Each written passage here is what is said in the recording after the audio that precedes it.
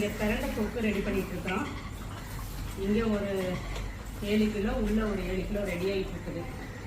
காலையிலேருந்து ஆஞ்சி எடுத்து அதுக்கப்புறம் பிரண்டையை பொரித்து எடுத்து ரெடி பண்ணுறதுக்கு இவ்வளோ நேரம் ஆயிடுச்சு. மணி 5 ஆயிடுச்சு.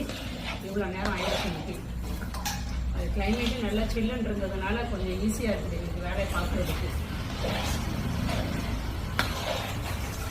இந்த பிரண்டை தொக்கு வந்து நமக்கு இட்லி, தோசை, பூரி, இட்லி, தோசை, சப்பாத்தி, பூரிகள் நல்லா இருக்காது.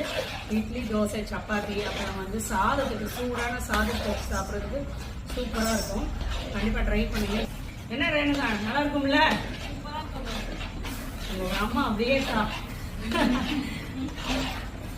பிரண்டை தொக்கோட ஃபேனு. மேடம் சூப்பராக வந்திருக்கு அப்படின்னு சொன்னாங்க. இந்த பிரண்டை தொக்கு வந்து நம்ம நேமாஸ் கிச்சன் ஃபுட்ஸில் இருக்குது. தேவைப்படுறவங்க நீங்கள் வெப்சைட்லேயும் ஆர்டர் பண்ணிக்கலாம், இல்லைன்னா நீங்கள் வாட்ஸ்அப்லேயும் ஆர்டர் பண்ணிக்கலாம்.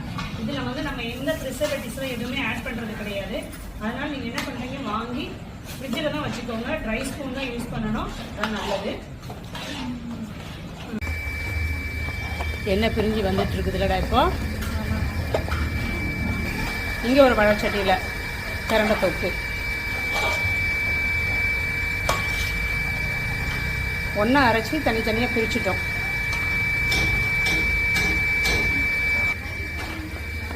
என்னடா பண்ணுற? கோடு போடுறியா?